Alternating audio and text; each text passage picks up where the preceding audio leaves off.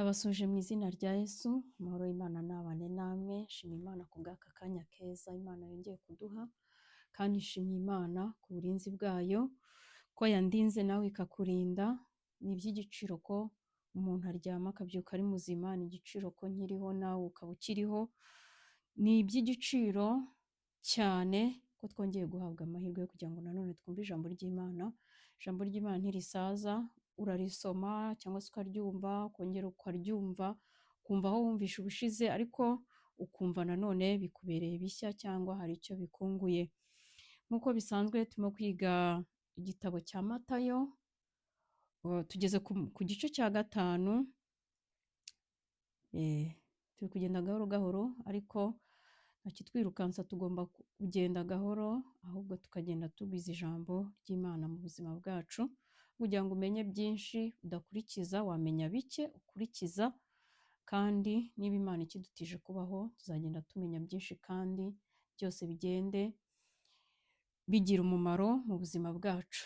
Rero ku bantu bankurikiye bwa mbere, nitwa Umuhoza Sylvie, namwe tubahaye ikaze kugira ngo muze tugendane muri uru rugendo.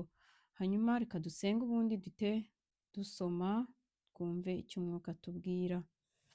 Data, mu izina rya Yesu, urakoze, turagushimiye ku bw'aka kanya keza uduhaye, turakwinginze ngwino ubane natwe, udusobanurire byinshi kandi utwigishe byinshi mu ijambo tugiye gusoma. Urakoze, mu izina ryawe ryera nsenze nizeye, amen. Reka dusome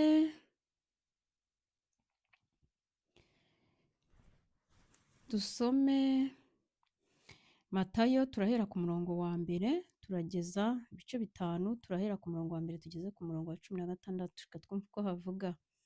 Abonye abantu benshi, umutwe w'amagambo uravuga ngo Yesu yerekana abahiriwe abo ari bo.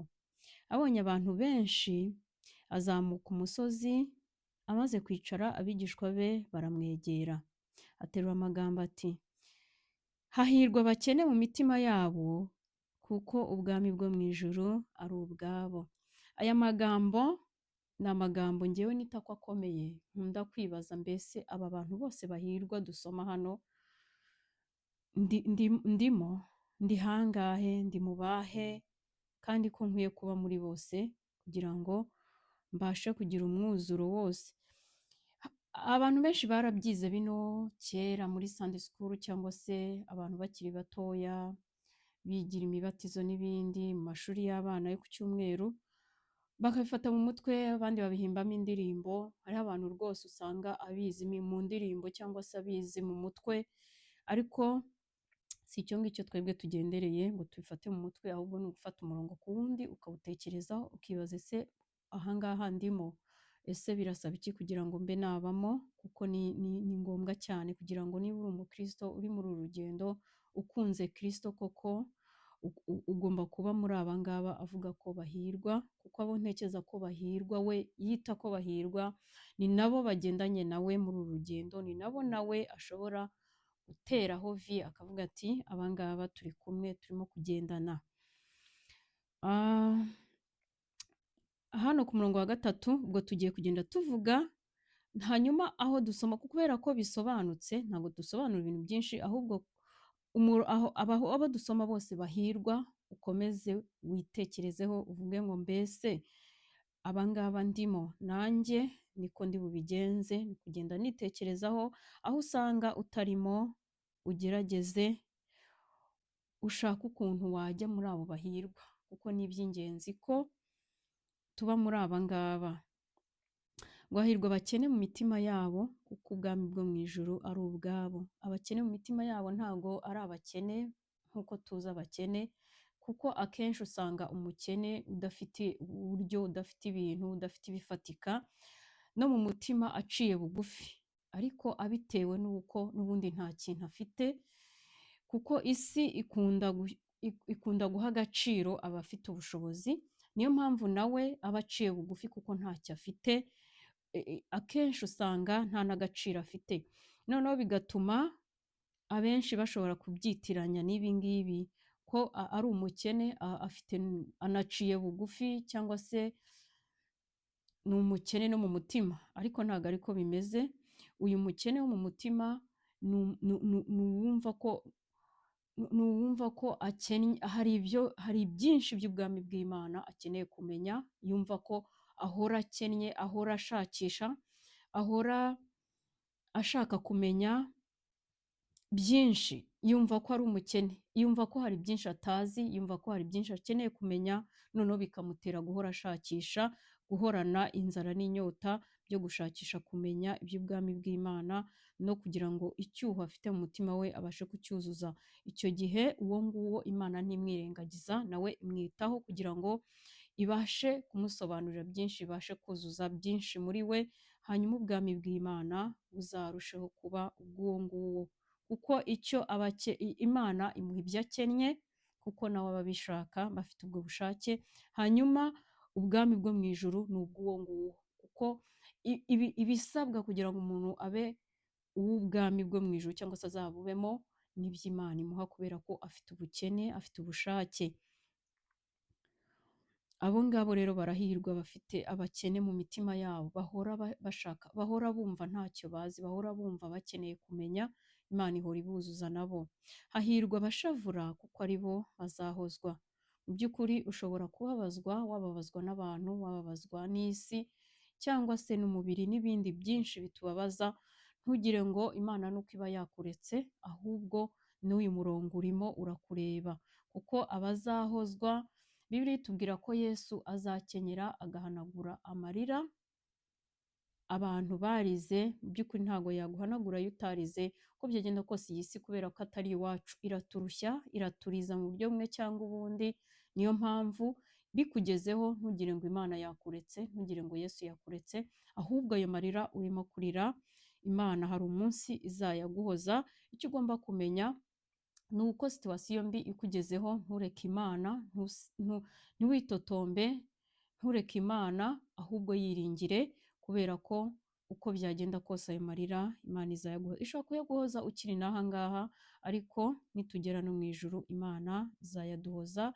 Igikuru ni uko utari kurizwa n'ibyo we wagizemo uruhare, ibyaha mu buryo bumwe cyangwa ubundi. Kuko hari amarira Imana ititaho, ariko hari n'amarira Imana yitaho. Ikiruta byose ni uko twebwe tuba mu murongo muzima, hanyuma ibyakuriza byose Imana ibizi, kandi harimo n'akarengane, ayo marira Imana izayaguhoza. Ngo hahirwa abagwaneza kuko ari bo bazahabwa isi. Mu by'ukuri inshuro nyinshi abagira neza Imana ntibirengagiza. Imana ntibirengagiza, irabahemba. Baravuga ngo ukuboko gutanga ngo guhabwa umugisha kurenza ukwakira, kandi ngo gutanga bizana umugisha kuruta guhabwa. Rero umuntu wese ukunda kugirira neza abantu, umugwaneza, uko byagenda kose ngo babe bazahabwa isi.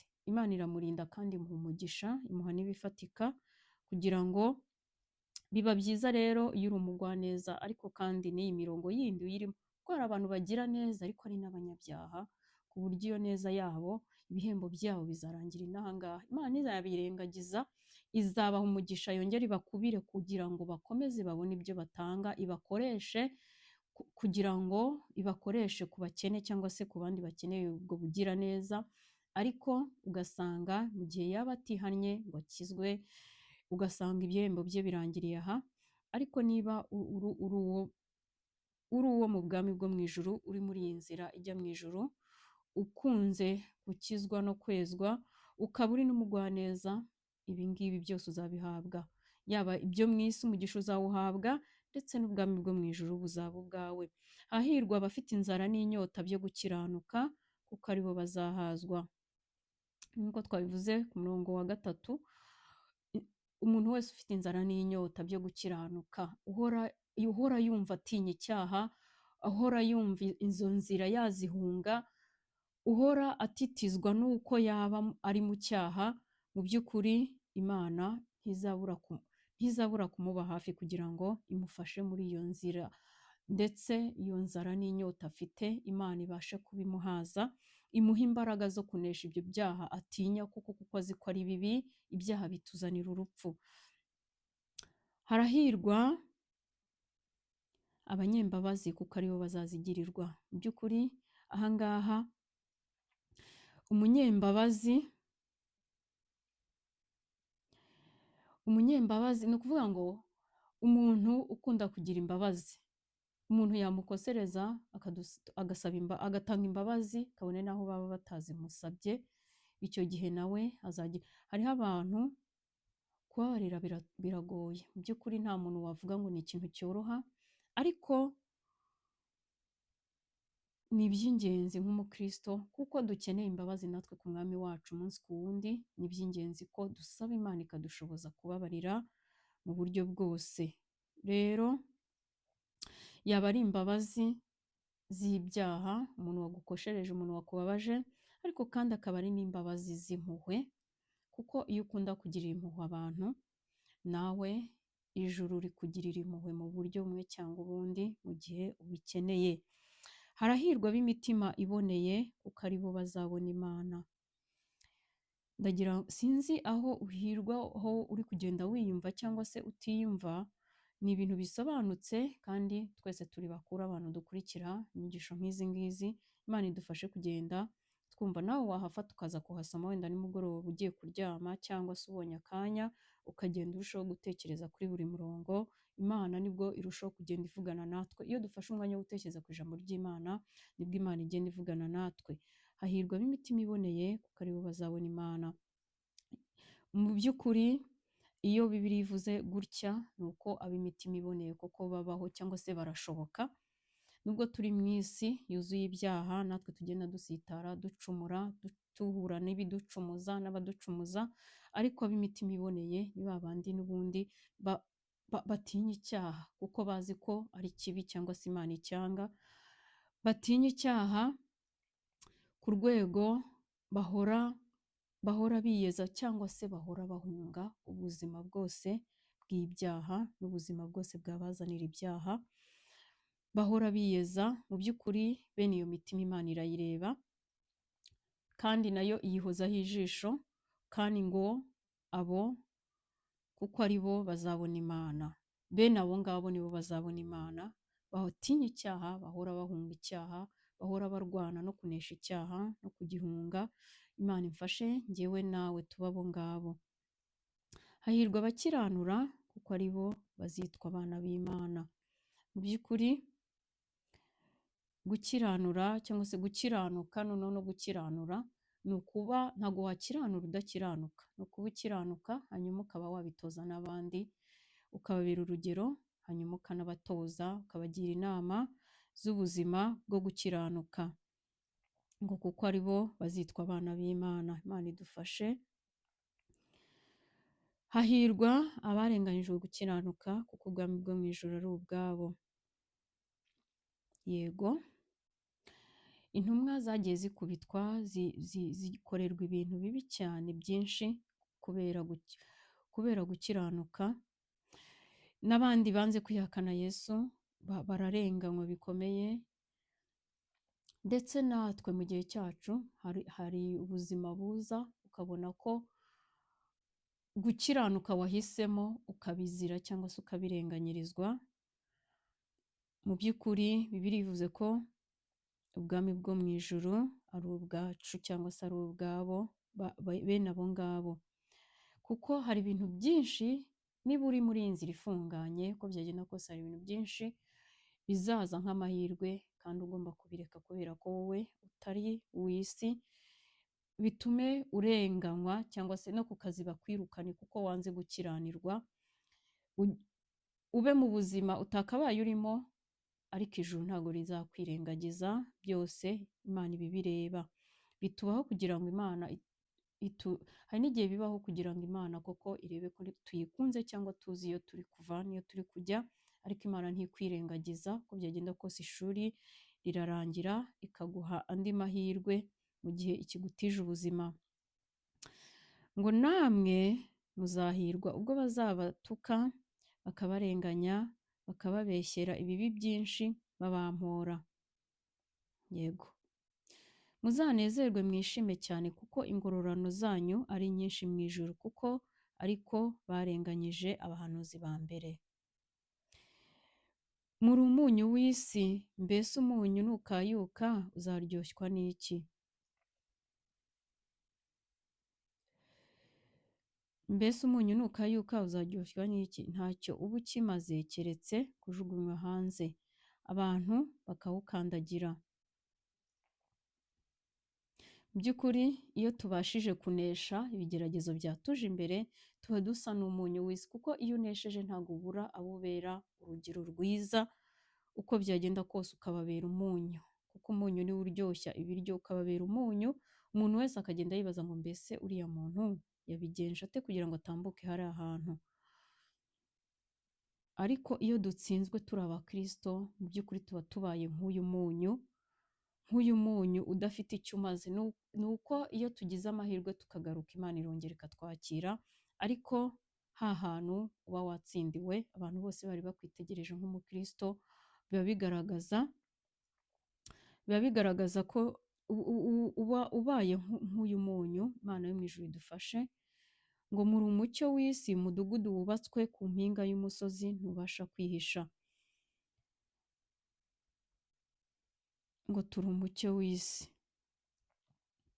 Mu by'ukuri ni nk'uko hano hejuru tubivuze, ni ukuvuga ngo iyo utsinze uri umukristo, cyangwa se ikigeragezo kikuje imbere, kugira ngo abakugose bakurebe, babone imbuto uza kwera, cyangwa se ku buryo uza kugaragara, ukabasha kunesha, ukabasha kwitwara neza mu buryo bumwe cyangwa ubundi, cyangwa mu buzima bwawe bwa buri munsi ukabasha kwera imbuto, uba ubaye nk'umucyo, umucyo w'abakugose, bakabasha kureba bakavuga ati uriya bimeze gutya na gutya. Imana yo mu ijuru idufashe. Nta bakongeza itabaza ngo baritwikirize intonga, ahubwo barishyira ku gitereko cyaryo, rikamurikira abari mu nzu bose.